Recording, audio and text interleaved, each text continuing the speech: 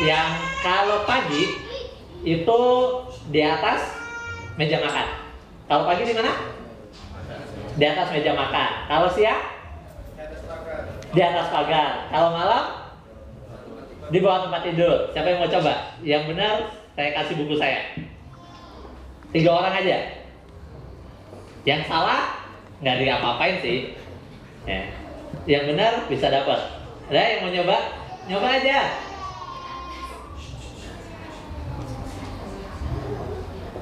Ayo.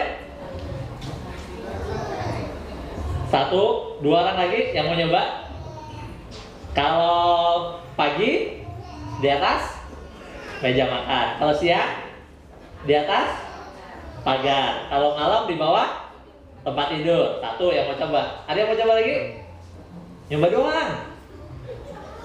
Benar dapat hadiah, salah nggak apa-apa. Kalau nggak ada yang tunjuk tangan, nggak mulai-mulai nih. Udah mulai ngancem. Ayo, ada yang mau coba jawab?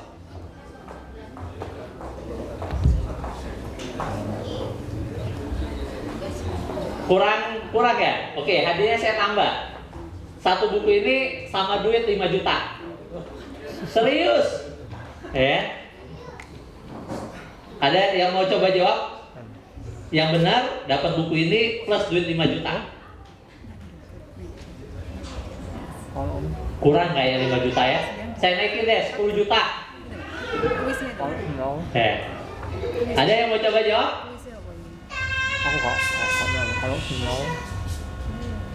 Dua orang lagi yang mau coba jawab. Kalau nggak ada 2 orang yang mau coba jawab, seminarnya nggak dimulai. Baru 1 mas. Siapa mas? Husin. Ada yang mau coba lagi? Ada yang mau coba? Mau coba mas? Mau coba? Jawab. Oke. Mas siapa? Radian. Oke, 1 lagi. Kesempatannya. Yang benar dapat buku ini plus duit 10 juta. Kaya-kaya ya orang Surabaya ya. Kasih 10 juta jawab pertanyaan. Pak, ya 10 juta itu kalau kerja berapa lama, kalau bisnis harus laku berapa madu. Ini cuma jawab pertanyaan doang. Nggak ada yang mau nyoba. 1 lagi. Oke, 1 lagi Mas Henry. Oke, Mas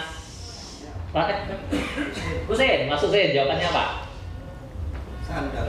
Sandal. Kalau Mas Radian, Mas Husin, Mas Radian?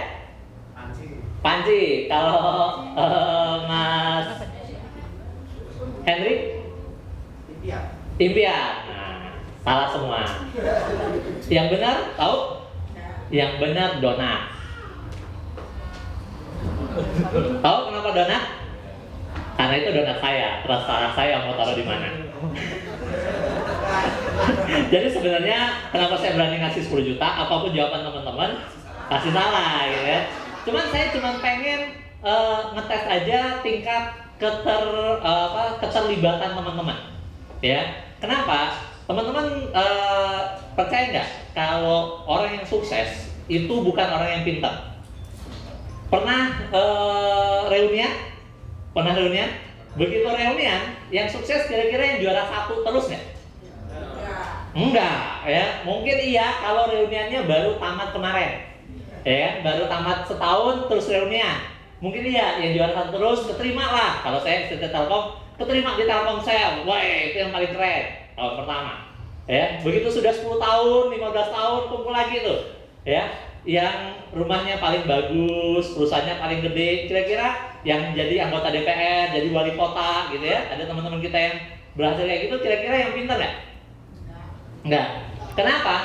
Karena apa yang kita pelajari di sekolah dengan apa yang dibutuhkan di dunia nyata itu berbeda 180 derajat. Maksudnya apa? Ya, di sekolah kita nggak boleh nyontek. Asli, di sekolah nyontek dimarahin.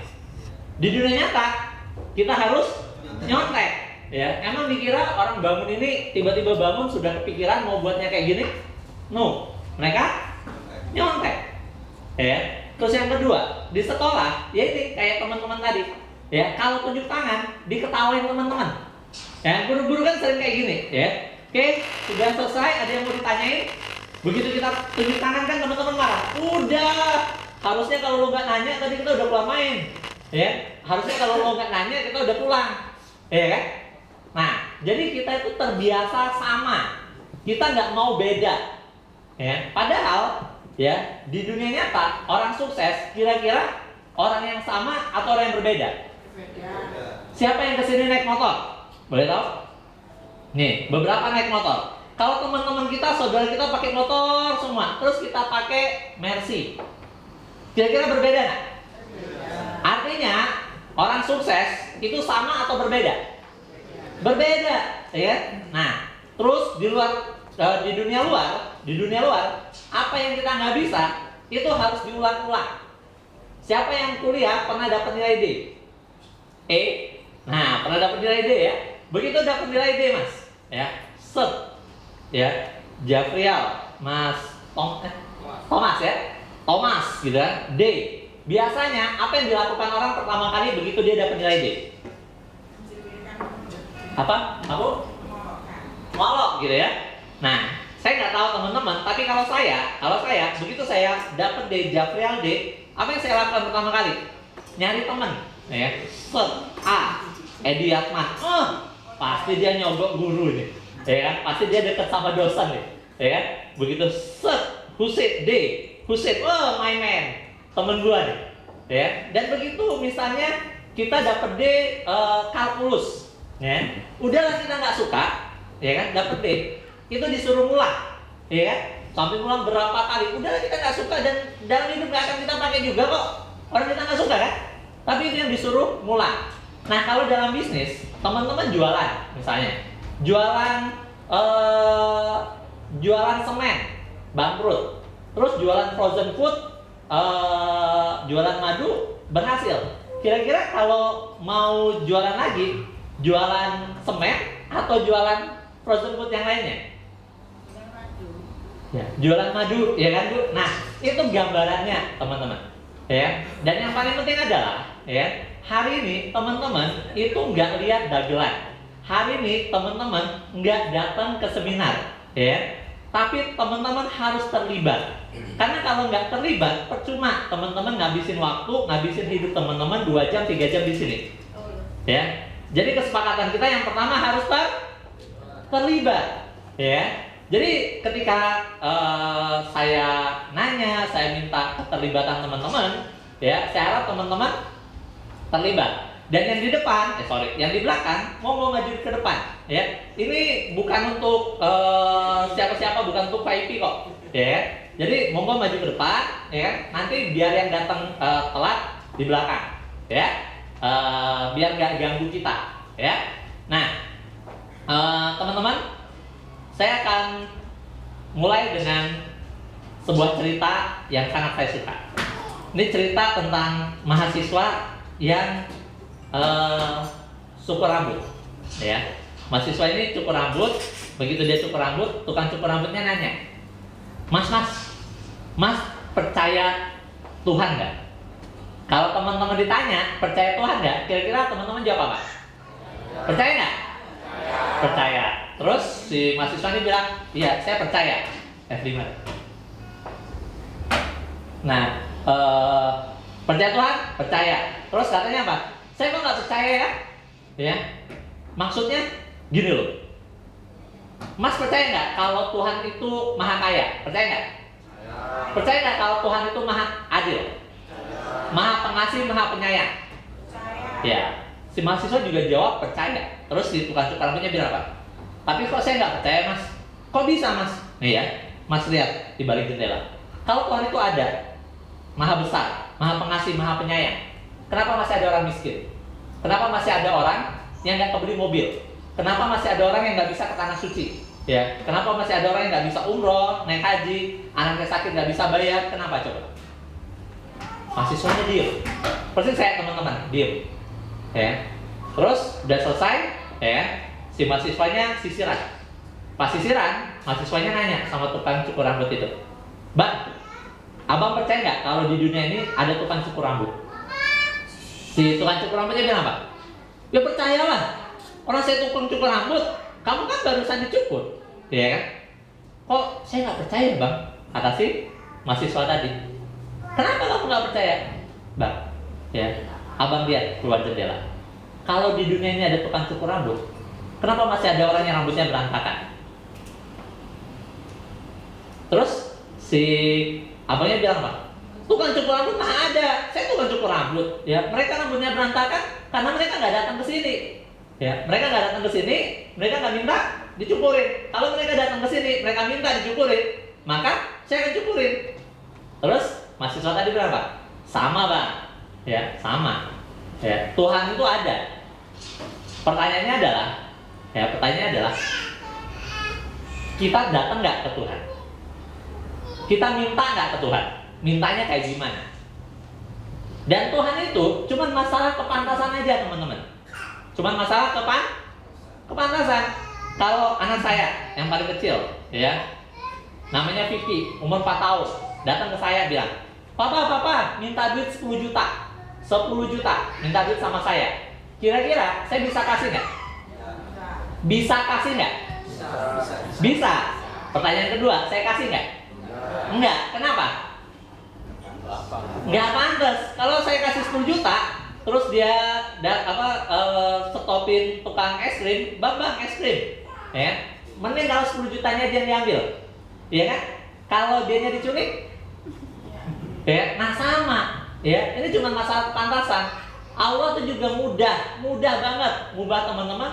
Kun fayakun berubah. Yang tadinya banyak utang jadi banyak deposito, mudah. Ya, pertanyaannya sudah pantas belum? Apakah kita tuh sudah mikirin banyak orang? Ya, apakah kita tuh sudah mikirin? Apakah kita sudah berbuat dengan tulus? Terus terang ya teman-teman, ya saya bukan memuji karena beliau jemput saya enggak. Ya, saya ngobrol sama Pak Yogi tadi, ya. Pak Yogi bilang, ya saya jalan madu ini have fun Pak, karena saya melihat banyak orang yang sembuh, ya, dan saya senang gitu. Nah, itu menariknya, ya. Nah, apakah selama ini kita cuma mikir gimana caranya saya kaya? Ya, cuma mikir gimana caranya orang-orang tuh nganggap saya hebat. Gimana caranya saya bisa kelihatan keren di antara teman-teman saya, saudara saya. Nah, hari ini kita akan bahas itu. Next.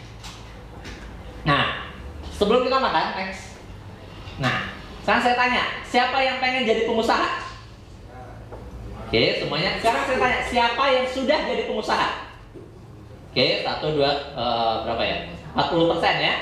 Yang lainnya belum. Jadi, kalau ada yang belum jadi pengusaha dan nggak pengen jadi pengusaha, Anda salah tempat. Ya, karena ini judulnya 99 detik jadi pengusaha, ya. Nah, next. Apa yang Anda bayangkan tentang pengusaha? Next. Pengusaha itu next. Punya banyak uang. Ya. Asik ya. Wah, kalau pengusaha punya banyak uang. Next. Bebas ngatur waktu, ya. Mau liburan kapan aja bisa. Next. Tinggal di rumah mewah. Next. Kayak gini ya, ada soalnya punya mobil seperti ini, next.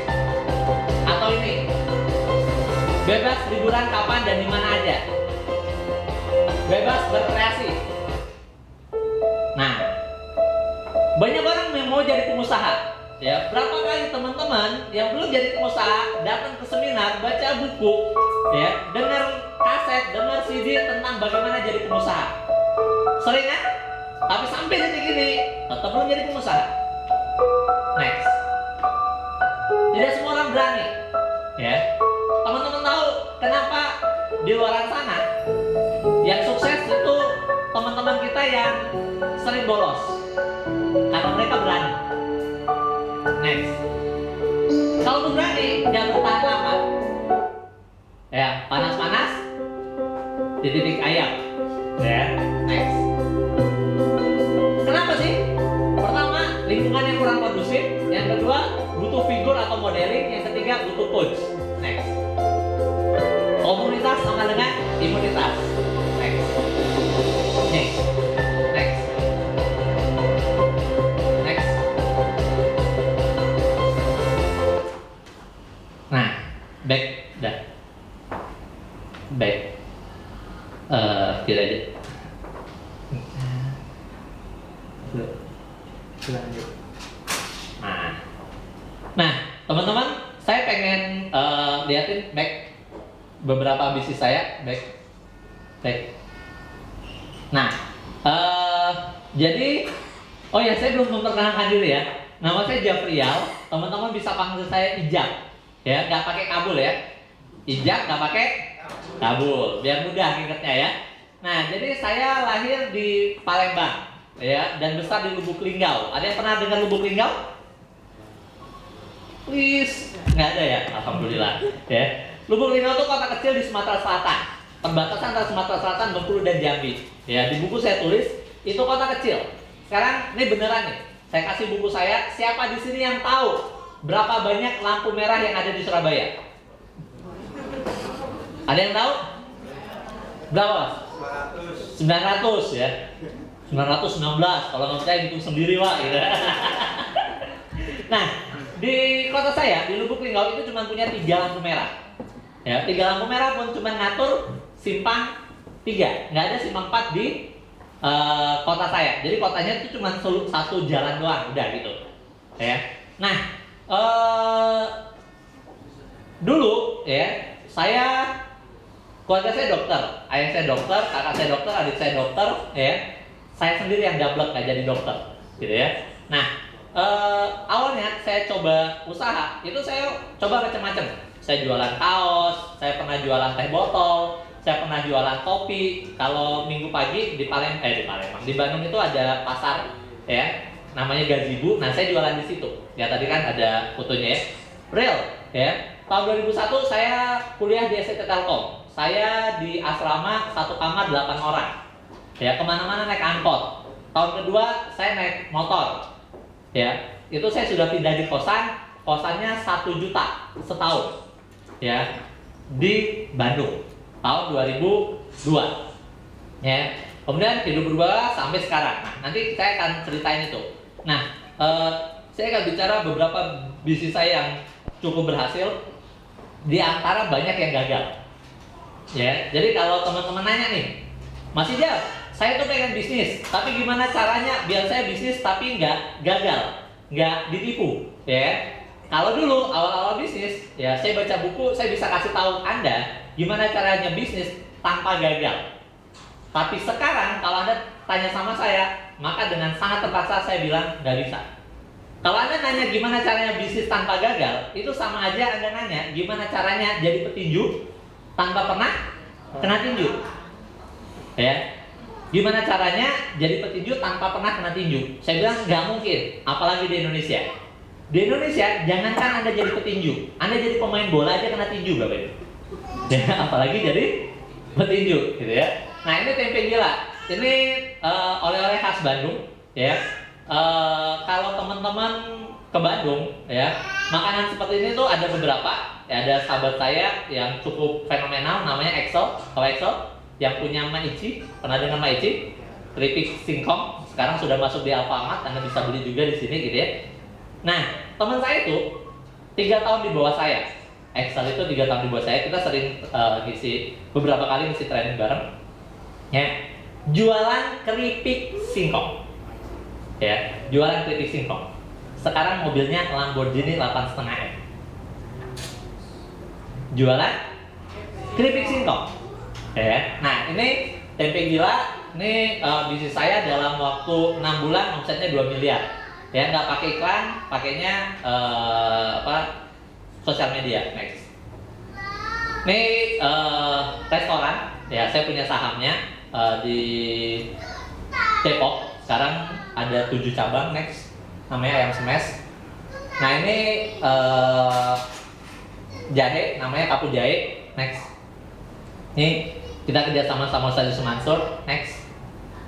Nah, ini Oasur. Kalau teman-teman ke bandara, ya, ada tag minuman untuk minum air putih, ya kan? Bisa langsung diminum. Nah, itu punya saya. Sorry, saya distributor nasionalnya. Next. Nah, ini perumahan yang sekarang sedang saya bangun. Ya, kalau ada yang mau nyari rumah di Bandung bisa kontak saya. Next. Namanya Grand Kalista. Next. Nah, ini Madu Bima. ya, yang sekarang lagi lucu-lucunya 6 bulan kita sudah laku berapa ya? 76.000 ada? Sekitar 76.000 botol, ya, 6 bulan 76.000 botol, ya. Next. Nah, teman-teman, ya, sebelum kita makan, ya, teman-teman kan baca judulnya 99 detik jadi pengusaha. Kalau teman-teman keluar dari sini nggak jadi pengusaha, ya, teman-teman diketawain. Ngapain aja 3 jam, 4 jam di dalam, katanya 99 detik jadi pengusaha. Ini udah 4 jam nggak jadi pengusaha, ya kan? Nah, ini buku saya yang kedua, ya. Saya buat barengan sama sahabat saya, guru saya, orang tua saya, Pak Edi Atma, ya. Jadi ketika saya telepon ibu saya bilang, "Mah, Ijab mau buat buku. Judulnya apa?" kata mama saya. 99 detik jadi pengusaha. Mama saya bilang apa? "Jangan lebay lah. Ya, orang tahunan mau jadi pengusaha nggak jadi pengusaha. Ya, ini kok bisa 99 detik jadi pengusaha?" Ya, saya senyum aja. Nah, sekarang saya tanya ke teman-teman. Indonesia dijajah berapa tahun, teman-teman? Indonesia dijajah berapa tahun? Sampai sekarang. Nggak lah, pelajaran sejarah aja lah, Pak. Itu udah masuk ke ranah politik gitu kalau sampai sekarang. Agak berat gitu itu. Ya, Indonesia dijajah berapa? 350 tahun. Berarti kita mulai dijajah, kita merdeka kapan? 17 Agustus 45. Berarti kita mulai dijajah kalau 350 tahun, 17 Agustus 1595. Benar ya? Iya. Belum cepat gitu. Benar nggak? Kita dijajah pertama kali 17 Agustus 1595. Benar? Dijajahnya di mana? Siapa yang ngejajah tanggal segitu? Siapa yang buat tanggal segitu kita dijajah? Nah, itu kan biar mudah ya, guru biar mudah ngejelasin, dibilang 3,5 abad. Nggak ada yang tahu pasti bahwa kita tuh dijajahnya kapan. Tapi semuanya sepakat kita itu merdeka tanggal 17 Agustus 45. Gimana caranya kita merdeka? Apa yang terjadi tanggal 17 Agustus 1945? Proklamasi, tepat. Teman-teman bayangin ya, waktu tanggal 15 kalau nggak salah, waktu tanggal 15 Agustus Soekarno-Hatta diculik ke Rengas Dengklok. Ya, bayangin kalau Soekarno-Hatta itu kayak kita semua, kayak teman-teman di sini, mikirnya panjang dan lama. Bayangin kalau Soekarno-Hatta disuruh mikir kayak gitu, ya, "Pak, ayo dong kita merdeka." Sebentar. Kalau kita merdeka, kita bagi berapa provinsi? Nanti menterinya ada berapa? Menko-nya ada berapa? Pemilihannya langsung atau tidak langsung? Ya, pakai kalau kayak gitu, Pak, sampai detik ini kita juga nggak akan merdeka. Ya. Banyak yang nanya ke saya kayak gini ya, teman-teman ya. Saya Muslim. Banyak yang nanya ke saya kayak gini. "Pak Ijab, apa bedanya ekonomi syariah dengan ekonomi konvensional? Kayaknya sama-sama aja tuh." Ya. Saya cuma bilang kayak gini. Bedanya ekonomi syariah sama konvensional itu sama dengan Anda nanya apa bedanya nikah sama zina. Bedanya apa? Bedanya ijab kabul. Bedanya akad. Saya terima nikahnya Rika Oktaviana binti Dajuki dengan mas kawin tersebut tunai. Yang tadinya haram jadi halal. Yang tadinya dosa jadi pahala. Yang tadinya maksiat jadi ibadah. Bedanya gitu doang? Iya. Itu kenapa saya nikah cepat. Saya nikah umur 23 tahun, teman-teman. Ya, waktu saya mau nikah, saya ngomong sama ayah saya, "Pak, Ijab mau nikah." Ayah saya ketawa, 23 tahun. Ya, ayah saya ketawa, ayah saya nanya, "Mau dikasih makan apa anak orang?" Terus saya bilang, "Nanti saya tanya sama bapaknya, dia sukanya makan apa." Nah, ininya teman-teman, akad, proklamasi itu penting. Ya. Apakah ketika saya jadi suami, ketika saya menikah, saya sudah tahu gimana caranya jadi seorang ayah yang baik, seorang suami yang baik? Enggak, ya. Tapi kita tuh punya kemampuan untuk beradaptasi. Yang penting itu pasang nama aja, ya. Yang penting itu proklamasi aja. Yang penting itu akad aja. Nah, setelah saya ngomong kayak gitu, teman-teman bisa kebayang nggak gimana caranya teman-teman jadi pengusaha? Gimana caranya? Gimana caranya? proklamirkan saja. Ya, proklamirkan aja. Nah, sekarang kita semua berdiri. Yuk, kita semua berdiri. Ya, sebelum kita makan, ya, kita proklamirkan. Monggo, Pak, di sini juga boleh, Mas. Ya. Next. Sama-sama ya. Ya, kita doa dulu sesuai dengan kepercayaan kita masing-masing. Yang muslim bisa ikut kayak Bismillahirrahmanirrahim. Proklamasi. Pura-pura. Gak jadi deh. Harus benar-benar serius. Ya, benar-benar serius, lantang. Setuju ya? Ya. 1, 2, 3. Proklamasi. Kami peserta seminar 99 detik jadi pengusaha. Dengan ini menyatakan diri sebagai pengusaha Indonesia. Hal-hal yang mengenai modal, pengalaman, jenis usaha, dan lain-lain akan dilakukan dan dipikirkan secara seksama dan dalam tempo yang sesingkat-singkatnya. Surabaya, 12 Oktober 2014. Atas nama bangsa Indonesia, sebut nama Bapak Ibu Jafrial. Oke, terus untuk kita semua. Jangan duduk dulu. Sekarang kenalan ke kiri kanannya dan bilang pengusaha. Contoh, Jafrial pengusaha. Kayak gitu. Oke, silakan ke kiri kanannya.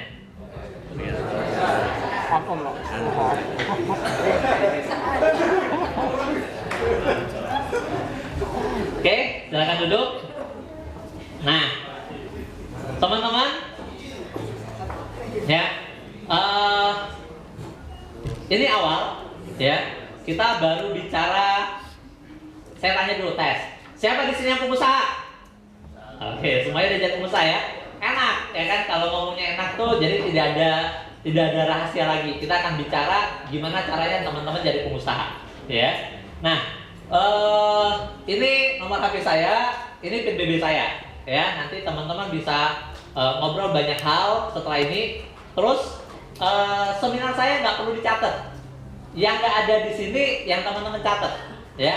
Nanti saya kasih linknya, teman-teman bisa download, ya. Atau yang mau ngopi di sini boleh. Tadi kan ada laptop ya, nanti saya kopiin filenya ke laptop itu, teman-teman bisa ngopi di laptop itu. Kalau nggak salah itu laptopnya Mas Anjar kali ya. Nah, kira-kira seperti itu. Nah, kita makan perlu berapa lama? 2 jam.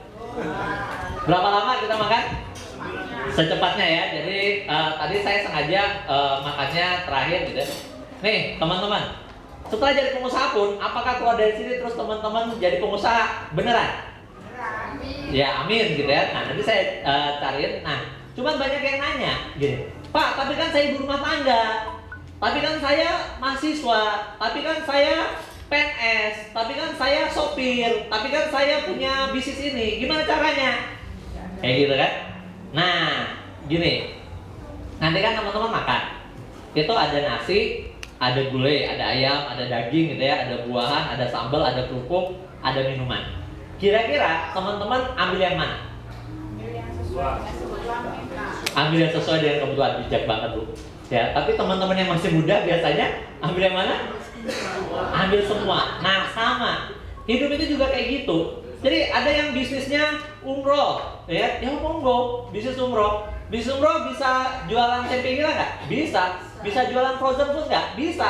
Itu kenapa kita harus saling kenal, ya? Karena walaupun saya jualan madu, ya saya nggak minum madu tiap hari loh. Saya makan frozen food juga, ya. Saya juga mau umroh juga, benar? Nah, jadi nanti teman-teman bisa. Dan terakhir, ya pesan saya sebelum kita makan. Sorga dikelilingi hal-hal yang tidak menyenangkan. Sorga dikelilingi hal-hal yang tidak menyenangkan. Neraka dikelilingi hal-hal yang menyenangkan. Sukses dikelilingi hal-hal yang tidak menyenangkan. Hidup biasa aja itu dikelilingi hal-hal yang menyenangkan? Menurut teman-teman enak duduk di sini 3 jam 4 jam atau di rumah nonton TV? Iya. Enak makannya agak cepetan atau santai-santai setelah itu merokok dulu? Ya. Enak santai-santai gitu ya. Nah, tapi karena kita lihat kiri kanannya banyak yang juga harus pulang keluar kota. Ada yang dari luar kota? Dari Jakarta gitu ya. Dari Makassar. Ada lagi yang dari luar kota? Dari Gresik, Lamongan, Jombang gitu ya. Nah kan kasihan kalau selesainya molor ya. Nah jadi nanti kita makan secepatnya ya. Terus yang di depan diisi ya. Nanti kita mulai lagi setelah itu. Setuju ya? Ya. Makan secukupnya aja, jangan biar nggak ngantuk aja, biar nggak masuk angin aja, jangan terlalu banyak. Nanti jadinya ngantuk gitu ya. Oke, gitu aja. Nanti kita akan sambung lagi dengan hal-hal yang lebih luar biasa. Makasih. Saya tutup sementara. Dan setelah ini bisa langsung makan. Assalamualaikum warahmatullahi wabarakatuh. Monggo silakan Silakan Bapak Ibu menikmati hidangan yang sudah kita sajikan.